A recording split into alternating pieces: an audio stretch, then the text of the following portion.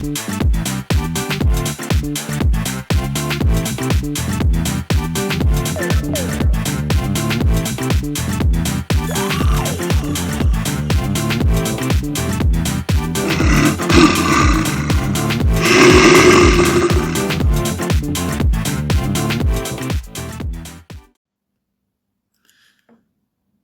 наша лична и колективна трагедија започнува од две предпоставки или предрасуди. Знаеме дека секоја предпоставка е мајка на секоја заебанција. Едната од тие предрасуди, што не води до лична и колективна трагедија, е онаа познатата без секој се може. Таа придонесе многу квалитетен кадар, интелигентен, паметен од Македонија да замине многу одамна и заминуваат и денес, заминуваат секој ден. Затоа што неколку пати се соочиле со ситуација кога таков каков што го дал Господ одредена индивидуа, машка или женска, кога бара да биде вреднувана за она што го знае, за својот талент, за своите вештини, кога бара работа, обично и кажуваат тие во наводници попаметните од неа, што треба да одлучат да ја вработат или не, а кои што се по дефиниција тешки медиокритети, полтрони или лижачи, кои ќе кажат, кои ќе побара соодветна плата или соодветна валоризација за незиниот труд, да ја кажат на таа личност: види, твој избор, ние толку нудиме или толку можеме да ти даеме. Ако сакаш, ако некеш, без секој се може. За ова не треба повеќе да зборам, јасно ви е што ви кажувам. А втората предпоставка, што не води во лична и колективна трагедија, е познатата предрасуда Стара Скопска исто така, позната крилатица: Кина гори, курме боли. Оваа предрасуда е страшно погубна затоа што ни дава некое чувство на комоција и недопирливост ако нешто се случува на илјадници километри од нас, дека не може да дојде до нас. И обично за работи кои што се случуваат далеку од нас, работи кои имаат трагични димензии, ние обично немаме став за тие работи. Лесно ги преќутуваме. Уствари, ние ги преќутуваме нашите лични трагедии тука што се случуваат на наше тло. Ние немаме ставови, немаме став за онкологија, немаме став, не знам, за тоа што да кажеме патлижанот е 150 денари, не знам, кашкавалот што 800 денари, што идете во кафана кај што шопската ви наплаќаат 300 денари, немаме став за тоа ако, например, за некоја трагедија која што во запален автобус загинале 50 души го обвинат, или во болница што се запалила ако загинале 15-20 луѓе, ако го обвинат за тоа продолжниот кабел. Ние немаме став. Онкологија, например, ја спомнав. Значи, вториот ден, освен првиот не го рачунам, каде една политичка партија се вмеша и ги организираше протестите, но на вториот ден на протестите бевме 15 души, од кои што беа 10 болни од рак. Значи, не научивме дека преќутувањето на злото, нешто што е проверена работа, дека преќутувањето на злото ни го носи злото дома. Со преќутување на злото, на нечија трагедија, дали е блиска, наша, лична или далечна, ние фактички го покануваме ѓаволот да ни влезе дома. Се обидував пред неколку месеци кога почна геноцидот на палестинците во Газа да отворам очи на нашава јавност што се случува. Еве, последните податоци се дека во Газа до сега загинале 25.000 деца под 13 години. 25.000 деца. Македонија нашата јавност, нашите медиуми немаат став за тоа никаков. Нема емисии, нема дебата. Дори луѓе ми кажуваат на улица кои што се одредени политички чинители во држава, па на времето кога јас пишував за Газа постојано предупредував ово. Никав, што па ти толку за Газа тие тамо што се колачо со она. Океј. Така викавме на времето Ирак Иран кога се колеа, кога се тепаа 80-ти години. Ајде, тоа далеко е. Што викаше Балашевиќ во иронија, што знае ракета, што се 2000 километри. Тоа беше во средина на 80-тите кога се тепа Ирак Иран. Почетокот на 90-тите злото влезе на голема врата на Балканот, кога се испозаклаа некогашните југословенски братски народи. И да не зборам сега, да не евоцирам овај историја, ова ми е муабетот. Пред 2-3 дена се случија терористичкиот напад во концертната сала во Москва. Видовте каква трагедија е тоа. Најсмешно од се беше што после неполн час по масакрот, по терористичкиот чин, американците покажаа со прстот дека ИЗИС преземал одговорност и ИЗИС се главните виновници за масакрот. Извршителите, идејните творци, сами налогодавачи и така натаму. Сега, Русија немаше никакви информации, што е почна истрагата, не даваше никакви изјави за тоа кој е вмешан, кој не е вмешан, какво оружје е користено, какви експлозиви, како се запалил кровот и така натаму, како се изведени акциите и така натаму. Америка веќе све знаеше. И ви кажам како е ова поврзано со нас, но пред тоа ќе го кажам ова. Значи, више, никој не верува од нас дека исламот значи тероризам, дека Куранот е терористички, дека вистинските верници муслимани се терористи. Никој не верува во тоа више. Колку и да сака ова светскиот полицаец број 1 да продолжи да го турка тој наратив.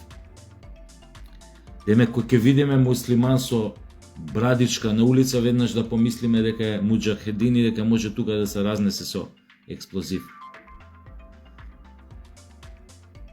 Многу добро веќе цел свет знае од каде зема джепарлак меѓународниот тероризам. Кој е татенце на меѓународниот тероризам? И тоа е само по себе погубно за еднината на овој свет. И текно е во Газа како почна геноцидот со напад на, речи ги Хамас, на одредени партиципиенти на одредена рок журка или ова електронска журка беше. Таму некоја пустина у близина на појасот Газа. Така. Исто беше сега во Москва. Концерт на некоја рок група веднаш по реизборот на Путин за наредниот мандат, не знам од колку таму години. И што се случи? Во Газа се случи геноцид, кој настрада? Настрадаа палестинците, преку 40.000 мртви до сега. Светот, дали бил муслимански или христијански, со прст не мрдна. Сите ќутат, тоа е тамо далеку. Излегува вака поединци, кај нас, по мене, јас што не сум муслиман, а имав некое внатрешно чувство дека треба да застанам на страна на палестинскиот народ и на што му се случува под покровителство, може би на истите оние кои што кумуваат на она што се случуваше во Москва. А исто така е познато дека израелските безбедносни служби користеле одредени муслимански групи, братства да извршуваат напади за своји интереси. Имаше еден случај таков пред неколку години, босански муслимани беа искористени за тоа, па као беа судени во Сараево, па беа ослободени. Не можете више никого да лажете. Исламот не е терористички. Нема терор во Куранот. Но има терор и идеи за тероризам во главите на оние што вие ги нарекувате ваши најголеми стратешки партнери и кои што се бусаат во гради со својата демократија и со својата технолошка развиеност и научна развиеност и за духовна нема да зборам. Пошто кој има идеи да шири терор во светот, не верувам дека е многу подалеку дофрло од неандерталецот. Сега не се, што ми е поентата на она Кина гори, кура ме боли. Во Москва се случи што се случи. Јас, мои лични ставови ве предупредив што мислам и за тероризмот меѓународен, и за оно што се случи во Москва и оно што се случуваше во Газа. Значи не заборавајте, тероризмот, секогаш меѓународниот тероризам е еден вид метафора за лажно знаменце. Значи, ја го организирам, правам околности, контекст му давам ситуации, кај што вие како јавност треба да поверувате дека некој друг е вмешан во тоа, за моите намери скриени како идеен творец, како налогодавач, да останат скриени такви за навек. Сега, што ми беше поентата на ова? Изборите се пред нас. Сите знаеме дека од исходот многу работи ќе зависат за нашата иднина. Дали ќе дадеме на Македонија шанса велам да ја дадеме, не да ја спасиме, нема така лесно да си ја вратиме државата и да ја спасиме. Но да створиме можност за контранапад, шут со глава, па евентуално некој пенал да ни направи во наредни години, па да шутнеме, па да дадеме гол. Не разбирате? Овие избори се токму тоа. Да се избориме за ситуација за контранапад. Во оваа ситуација имате два табори. Едните, кои наводно се кријат зад наративот дека се за Европска Македонија, и кои што на овие другиве во опозицијата сакаа да им го налепат етикетата или наративот дека се тие антиевропски, модерни, примитивни, не бањати, ги знаете више тие наративи кои што ги создава и порано нивните невладини организации за да ги оцрнат сите овие патриотски сили во држава. Дури, затоа правевме муабет во последната емисија Лизгачки старт, дури самиот успеа и самиот збор патриотизам да го оцрнат, да го минимализираат, да го дифамираат, да создадат чувство кај луѓето е дека зборот патриот е нешто декадентно, нешто примитивно, назадно, дека се што е космополитско, интернационално, дека е тоа она што се бара глобалистичко. Не, што ми беше муабетот, да не забегувам, сакам да бидам што пократок. Значи пред нас се тешки избори, брутални начини ќе се употребат од глобалистите кои што ги штитат квислинзите, кои што до вчера беа на власт на Социјалдемократскиот сојуз и оние другите етнофашисти со кои што коалицираат. Нема да бираат средства како да ја спречат опозицијата со најголемата партија, нели, ВМРО ДПМН, да не извојува убедлива победа,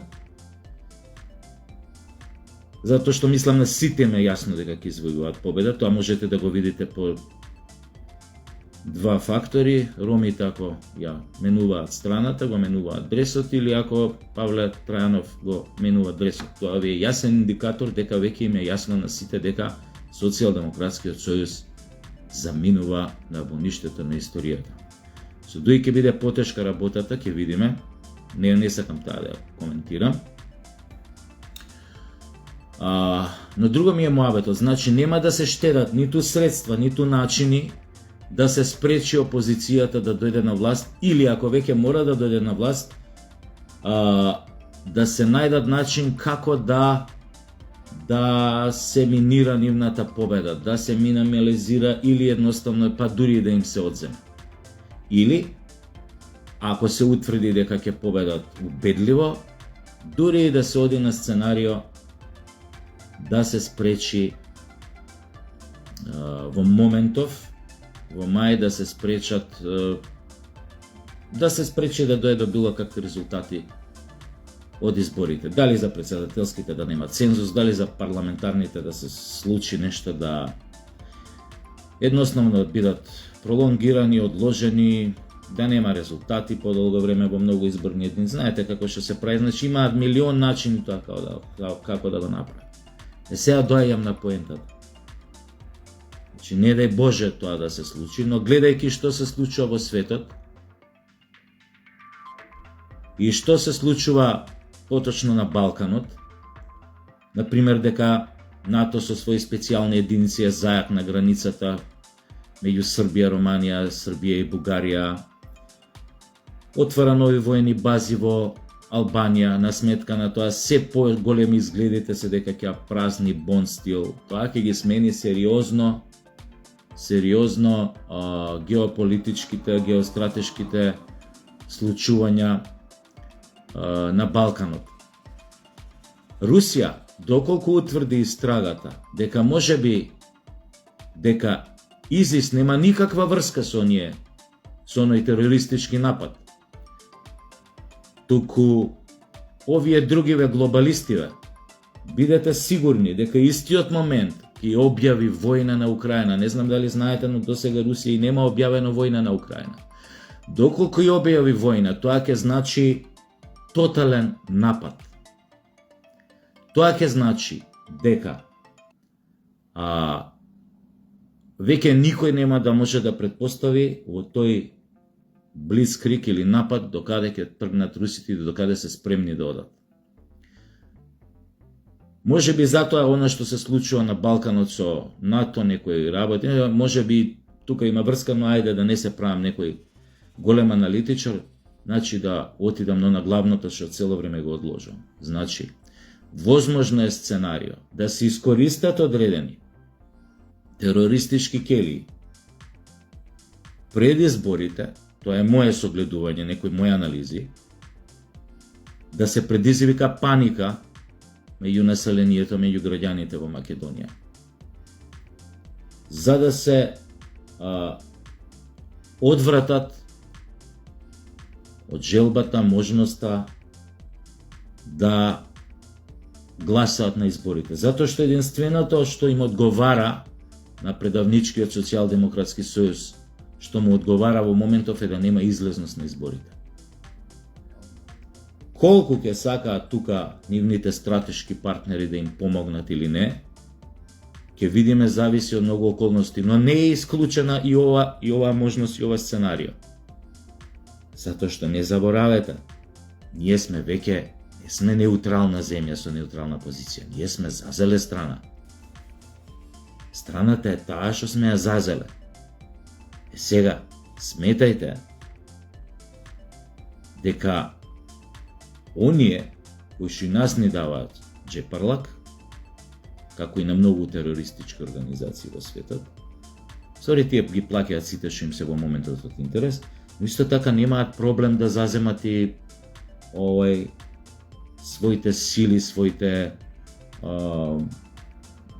можности за репресија да ги насочат и кон своји, што ги нарекуваат сојузници, доколку се мали, доколку во моментот им пречат за некој работа. Впрочем, тоа го видовме нели од нашите стратешки партнери во 2001 кога бевме нападнати од страна на Косово, од УЧК. Нема проблем да им помага, да им кажуваат кај се движат нашите единици, да ги спасуваат од Арачино, нема никаков проблем. Дека ни се стратешки партнери. Затоа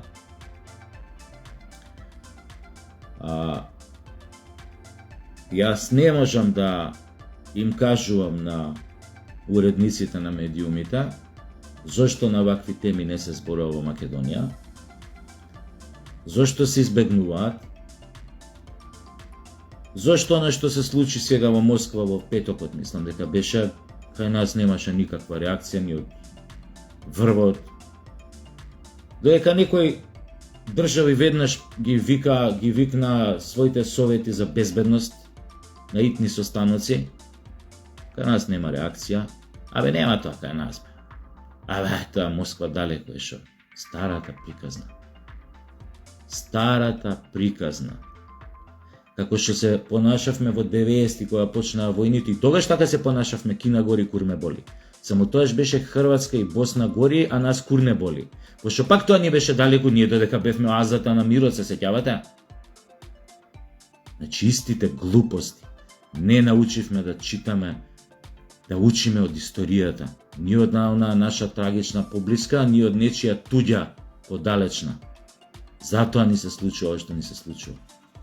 И ќе ни се случува, и кога ќе ни се случи нешто, не дај Боже, онакво како во Москва, или не дај Боже онака што се случува во Газа, да знаете дека сме го заслужиле. Како сме го заслужиле? Со своето мижење, со своето ќутење, со своето одобрување. Ќутењето значи одобрување. Кога ќутиш пред некое зло, ти го одобруваш. Кога ќе ти тропне на врата, немој да кукаш. Јеби се.